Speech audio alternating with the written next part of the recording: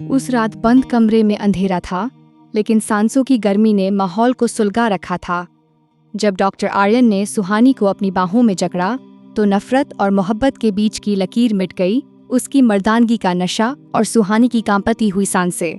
कहानी की शुरुआत वहीं से होती है, जहां एक मासूम लड़की शेर के पिंजरे में खुद अपनी मर्जी से कैद हुई थी।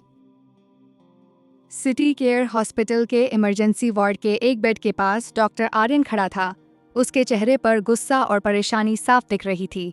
उसने सफ़ेद कोट पहन रखा था और हाथ में इंजेक्शन पकड़ा हुआ था।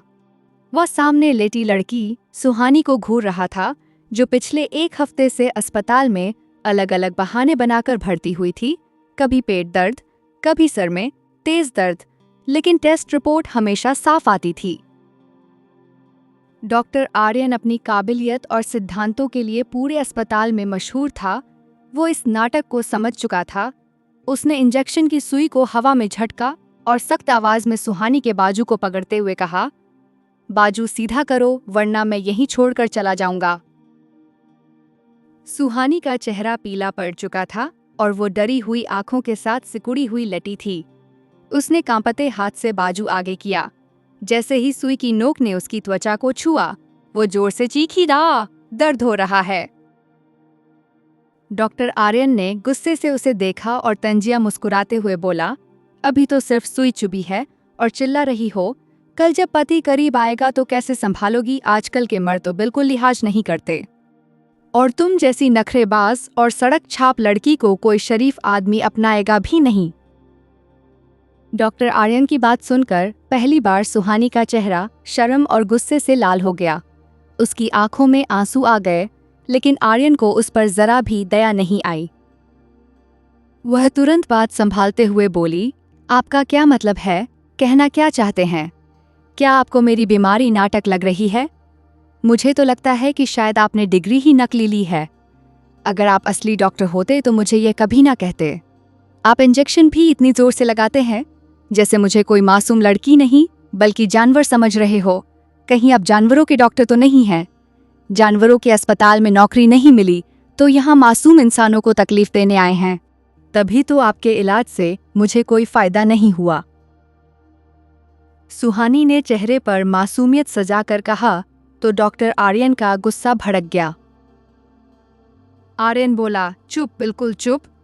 तुम्हारी असलियत मैं जानता हूँ। खबरदार, जो मेरी काबिलियत पर शक किया, जानवरों का डॉक्टर कह रही हो मुझे, याद रखना। इंजेक्शन ऐसी जगह लगाऊंगा कि किसी को बताने लायक नहीं रहोगी। पता नहीं क्या सोचकर यहाँ डेरा डाल रखा है। वह अपना सामान समेटते हुए कड़वी आवाज में बोला, आज शाम तक अगर तुम अस्पताल से नहीं गई तो सिक्योरिटी गार्ड से कहकर धक्के मारकर निकालूंगा। यह अस्पताल है, कोई मुफ्ती सराय नहीं जहां तुम मुफ्त की रोटियां तोड़ने बैठ गई हो। यह कहकर आर्यन मुड़ने ही लगा था कि सुहानी के दिमाग में एक विचार कौन था। उसे अपनी सौतेली माँ कांता की वह धूर्त हंसी याद आ गई, जो उसने फोन पर किसी अमीर सेठ विक्की से की थी कि लड़की फूल बनने को तैयार है, बस मेरा पैसा तैयार रखना। सुहानी जानती थी कि अगर आज वह अस्पताल से निकली तो उसकी इज्जत और जिंदगी दोनों खत्म हो जाएंगी। उसके पास बचने का सिर्फ एक ही रास्ता था, बहुत घटिया और खतरनाक। आर्यन वहां से मुड़ ही रहा था जब सुहानी ने फैसला कर लिया। उसने तुरंत अपनी कमीज का बटन खुद तोड़ दिया, नाखूनों से अपनी पिंडलियों पर लाल निशान बना लिए जैसे किसी ने टांगे पकड़कर खींची हो। साथ ही गर्दन पर भी खरोंचे बना ली। फिर पूरी ताकत से शोर मचाना शुरू कर दिया, बचाओ, कोई है, बचाओ मुझे, ये डॉक्टर मेरे साथ गंदी हरकतें कर रहा है, प्लीज कोई मेरी मदद करो, डॉक्टर आर्यन प्लीज दूर रहो मुझसे। डॉक्टर आर्यन एकदम हैरान रह गया।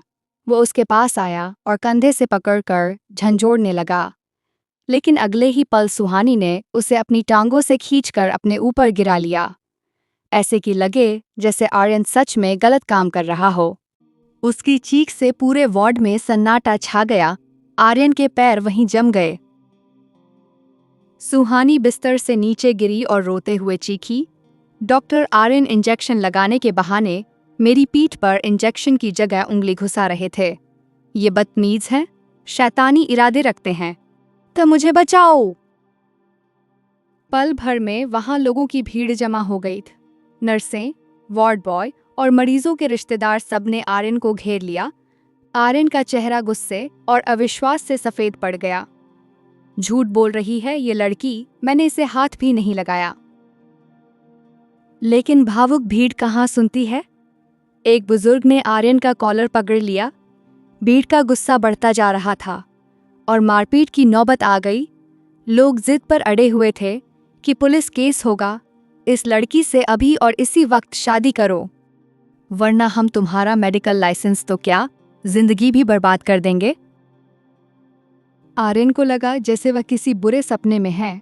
वो शहर का नामी सर्जन था और आज एक साधारण लड़की की वजह से सरेआम बदनाम हो रहा था।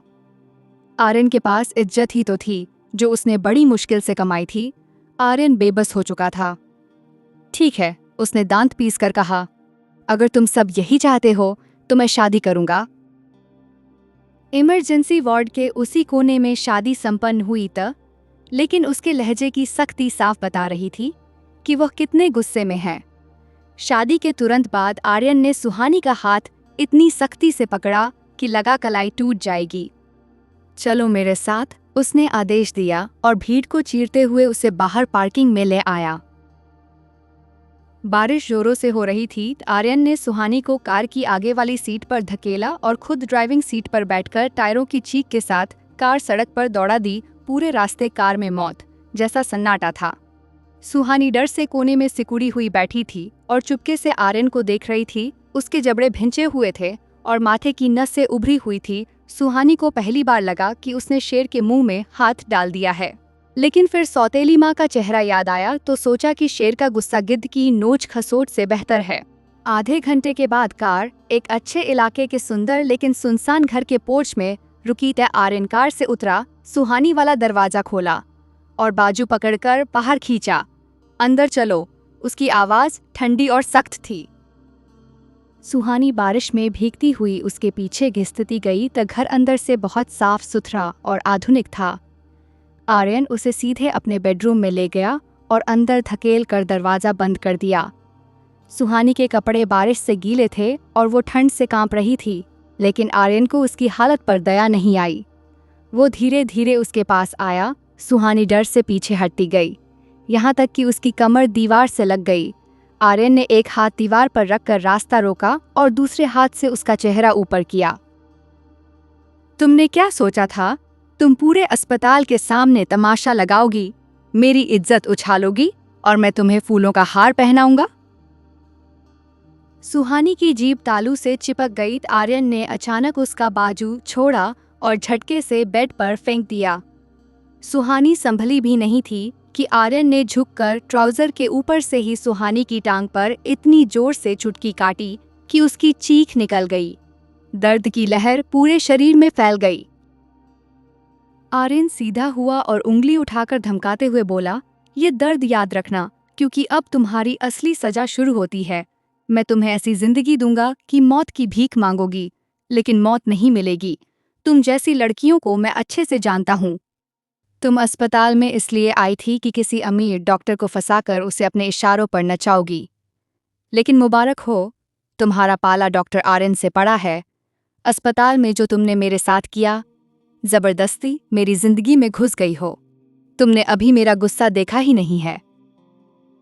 यह कहकर आर्यन कमरे से निकला और बाहर से दरवाजा लॉक कर दिया। कुंडी लगने की आवाज सुहानी के दिल पर हथौड़े की तरह लगी थी। वह बेड पर बैठी अपनी टांग सहलाने लगी। आंसू उसके गालों पर बहने लगे, लेकिन यह आंसू सिर्फ दर्द के नहीं थे, बल्कि एक अजीब सुकून के भी थे। शुक्र है भगवान, उसने फुसफुसाते हुए कहा, ये जेल है, लेकिन उस कोठरी से बेहतर है जहां सौतेली माँ मुझे बेच चुकी थी।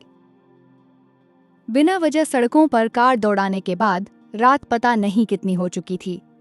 जब डॉक्टर आर्यन घर आया, कमरे में घुसा तो सुहानी कालीन पर लेटी दिखी, ठंड से कांप रही थी। उसे फर्श पर देखकर आर्यन को कुछ महसूस हुआ, लेकिन अगले पल अस्पताल की घटना याद आई तो दिल में फिर से नफरत उभर आई। वो पीछे हट गया। यही तुम्हारी औकात है, पड़ी रहो यहाँ सिंह, यह कहकर वह कमरे से निकल गया। अगली सुबह जब सुहानी की आंख खुली तो शायद आर्यन दरवाजा खोल गया था। सुहानी धीरे से बाहर निकली। डाइनिंग टेबल पर आर्यन बैठा नाश्ता कर रहा था। सुहानी को देखते ही उसके हाथ नहीं रुके, न ही नजर उठाई। सुहानी ने बड़ी मुश्किल से उसे गुड मॉर्निंग कहा। आर्यन ने कॉफी का कप पटका और ठंडी आवाज में बोला, इस घर के कुछ नियम हैं। पहला नियम, तुम मेरी पत्नी सिर्फ कागजों पर हो, हकीकत में तुम्हारी कोई हैसियत नहीं है। दूसरा नियम, तुम घर की दहलीज पार नहीं करोगी। तीसरा सबसे महत्वपूर्ण नियम, मेरे सामने आने की ज़रूरत नहीं। मुझे तुम्हारी शक्ल से भी नफरत है। किचन में जो बचा कुचा है खा लो जाकर, तो मेरे कमरे में दोबारा कदम मत रखना। तुम्हारा ठिकाना गेस्ट रूम है। सुहानी ने चुपचाप सर झुका लिया। उसकी ये चुप्पी आर्यन को और चढ़ा गई। जुबान नहीं है। क्या वो एकदम गरजा सुहानी फौरन से काम कीजी समझ गई। उसने धीमी आवाज में कहा। आर्यन अपना कोट उठाकर बाहर निकल गया। शाम को जब वह घर लौटा तो उसका मूड खराब था। घर में घुसते ही अंधेरा था। वह चिल्लाने ही वाला था कि उसे हल्की सिसकियों की आवाज आई। आर्यन के कदम रुक गए। उसने देखा कि लाउंज के एक कोने में, जहां खिड़की से स्ट्रीट लाइट की धुंधली रोशनी आ रही थी, सुहानी हाथ जोड़े रो रही थी। उसकी हिचकियां बंधी हुई थीं। हे भगवान, तू जानता है मैं बुरी नहीं हूं। तू जानता है मैंने वो झूठ क्यों बोला। मुझे माफ कर दे भगवान, तो मेरे पास और कोई रास्ता नहीं था। मैं उस डॉक्टर की गुनहगार हूँ। उसकी इज्जत खराब कर दी मैंने, लेकिन तू तो गवाह है ना। मैं अपनी इज्जत बचाने के लिए भागी थी। उनके दिल में मेरे लिए दया डाल दे भगवान, तो मैं बहुत अकेली हूँ। आर्यन पत्थर की तरह खड़ा रह गया। उसके कानों में सुहानी के शब्द गूंज रहे थे। इसका मतलब था कि वह सच में झूठ बोल रही थी और आर्यन बेकसूर था। लेकिन सुहानी की आवाज में जो दर्द और लाचारी थी, उसने आर्यन के गुस्से पर पानी फेर दिया। वह लड़की जिसे वह चालाक और धोखेबाज समझ रहा था, वो मजबूर थी। आर्यन ने चुपचाप अपने जूते उतारे ताकि आवाज न हो और धीरे कदमों से अपने कमरे की तरफ चला गया। उस रात घर में अजीब सी खामोशी रही। सुहानी प्रार्थना की चटाई पर रो रो कर सो गई और आर्यन अपने कमरे की छत को घूरते हुए जागता रहा। अगले कुछ दिनों में घर में एक अजीब तनाव और सन्नाटा छाया रहा। तीसरे दिन दोपहर के वक्त अस्पताल में एक हंगामा हुआ। एक तेज और ऊंची औरत की आवाज ने पूरे फ्लोर को अपनी चपेट में ले लिया। मुझे मेरे डॉक्टर दामाद से मिलना है, हटो रास्ते से।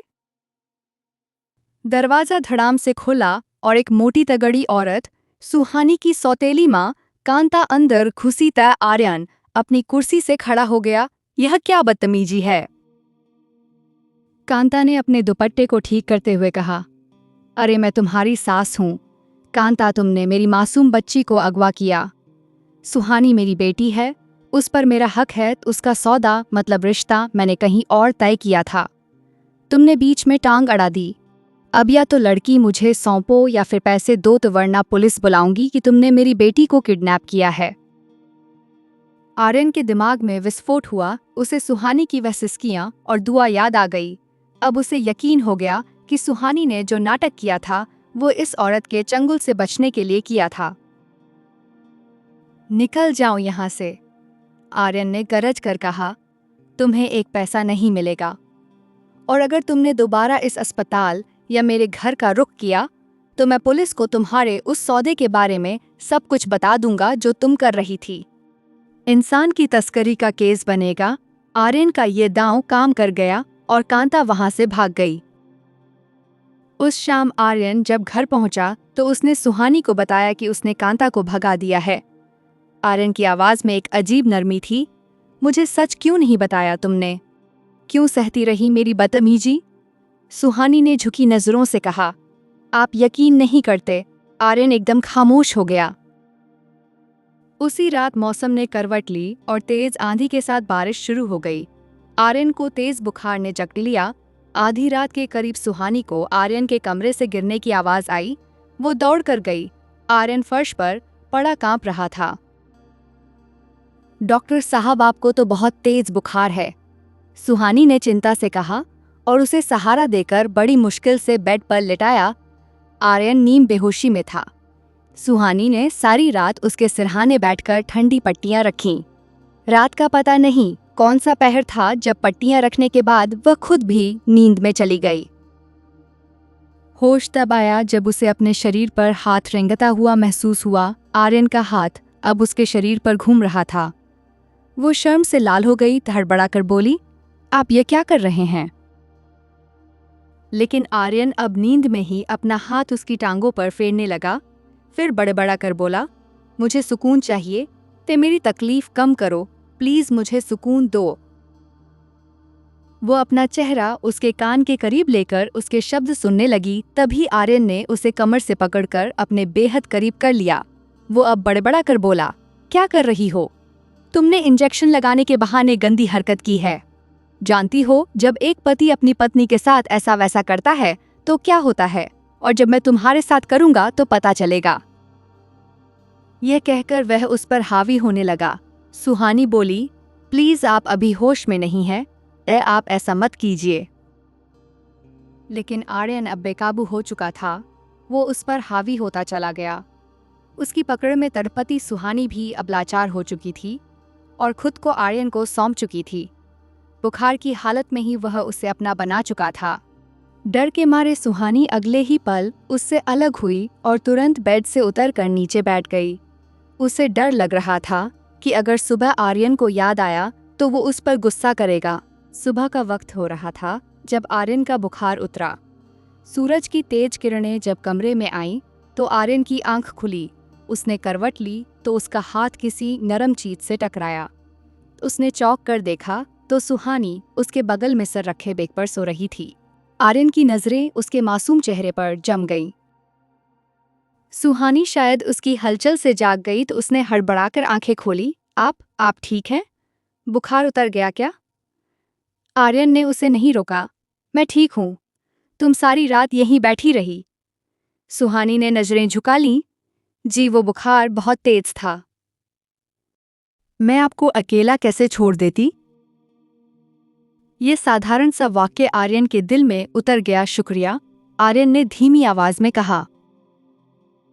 अगले कुछ दिनों में आर्यन का व्यवहार बदल गया। एक शाम जब आर्यन घर आया तो उसके हाथ में कुछ शॉपिंग बैग थे। ये तुम्हारे लिए है। तुम्हारे पास कपड़े नहीं थे और कुछ जरूरी सामान है। सुहानी हैरान होकर बैग खोलने लगी तो उसमें कुछ खूबसूरत सूट और एक मोबाइल फोन भी था। सुहानी की आंखों में आंसू आ गए। ये सब मेरे लिए है? उसने अविश्वास से पूछा। हाँ, और किसके लिए? आज से तुम मेरे साथ डाइनिंग टेबल पर खाना खाओगी तो तुम मेरी बीवी हो, नौकरानी नहीं। ये वाक्य उसने इतनी आसानी से कहा कि सुहानी का दिल धड़क उठा।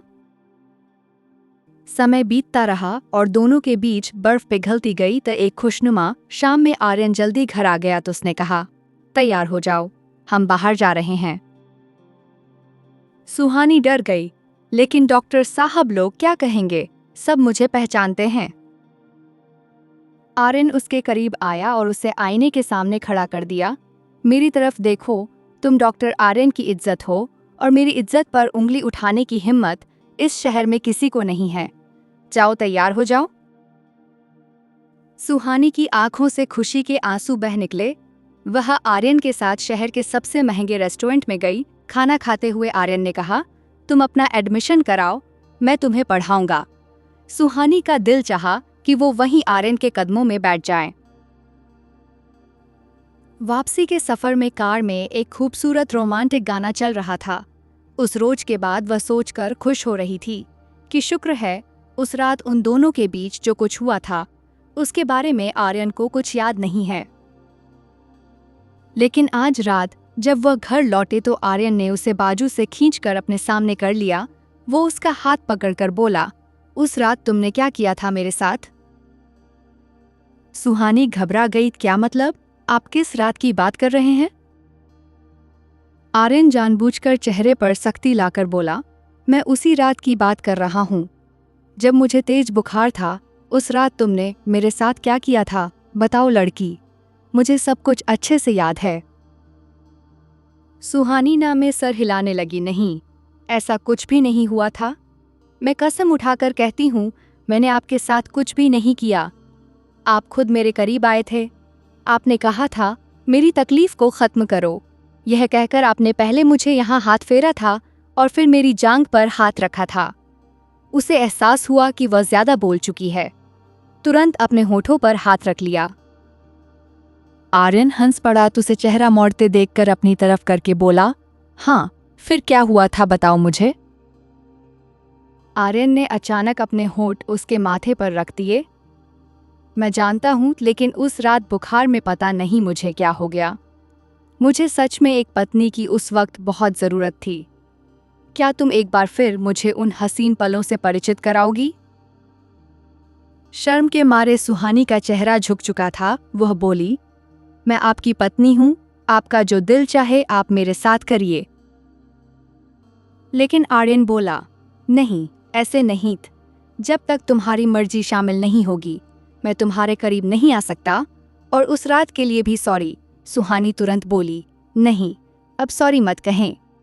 आपका हक था जो आपने मुझसे लिया था।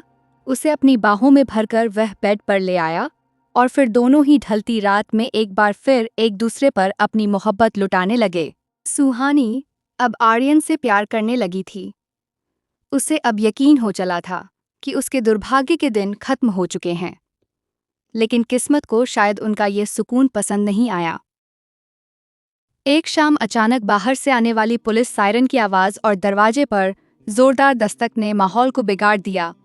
जैसे ही आर्यन ने दरवाज़ा खोला, बाहर का दृश्य देखकर उसके होश उड़ गए। गेट पर पुलिस की गाड़ी और कुछ गुंडों के साथ कांता खड़ी चिल्ला रही थी, यही है वह घर। इसी घर में जालिम डॉक्टर ने मेरी मासूम बच्ची को कैद कर रखा है। निकालो बाहर मेरी बेटी को। पुलिस इंस्पेक्टर आगे बढ़ा, डॉक्टर आर्यन, हमें सूचना मिली है कि आपने एक लड़की को अगवा करके जबरदस्ती यहाँ रखा हुआ है। आर्यन ने इंस्पेक्टर का रास्ता रोका। वारंट कहाँ है इंस्पेक्टर, और किसकी सूचना पर आप एक शरीफ नागरिकों के घर में घुसने की कोशिश कर रहे हैं? इस औरत की बात पर जो खुद अपने इलाके की सबसे बड़ी दलाल है।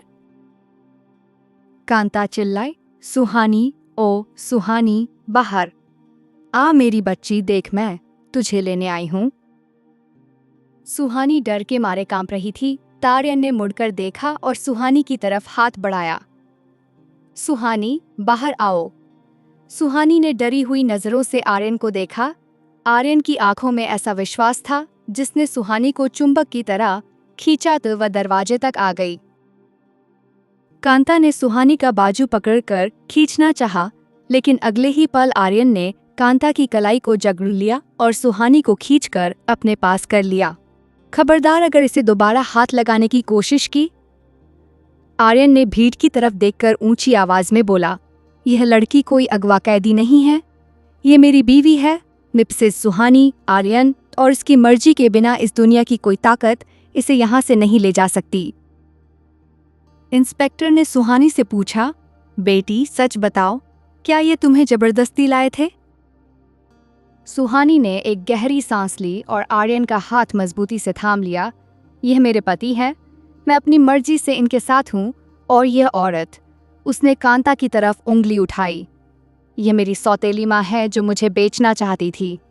डॉक्टर आर्यन ने मुझे अगवा नहीं किया, बल्कि मुझे पनाह दी है। कांता बौखलाकर बोली, झूठ बोलती है ये।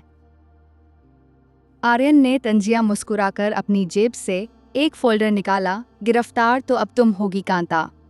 इंस्पेक्टर साहब, ये सेठ विक्की और इस औरत के बीच हुई फ़ोन कॉल्स की रिकॉर्डिंग है और बैंक ट्रांजैक्शन के सबूत भी हैं, जिसमें यह मेरी पत्नी का सौदा 20 लाख रुपए में कर रही थी।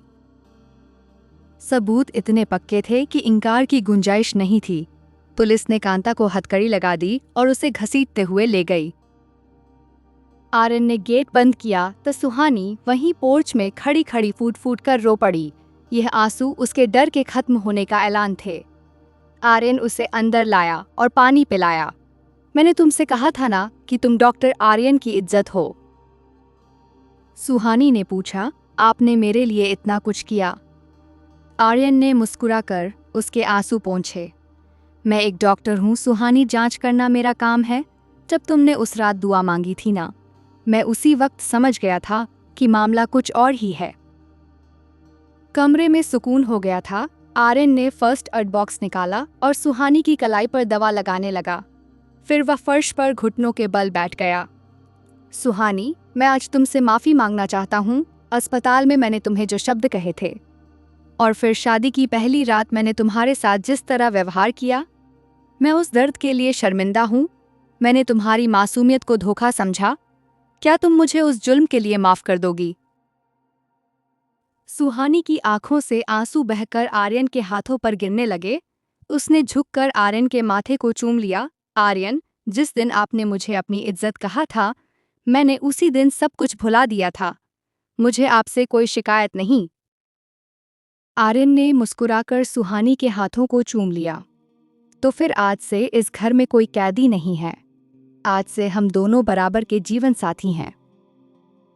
सुहानी ने अपना सर आर्यन के कंधे पर रख दिया। बाहर तूफान थम चुका था और उनकी जिंदगी में प्यार की बारिश शुरू हो गई थी। तो प्यारे दोस्तों, कैसी लगी आज की कहानी कमेंट में ज़रूर बताएं। हमें आपके कमेंट का इंतज़ार रहता है। तो वीडियो अच्छी लगे तो प्लीज़ लाइक करें और ज़्यादा से ज़्यादा शेयर करें। ऐसी ही दिल को छू लेने वाली कहानियों के लिए हमारे चैनल पॉकेट डायरीज को अभी सब्सक्राइब करें और बेल आइकन दबाना ना भूलें। धन्यवाद।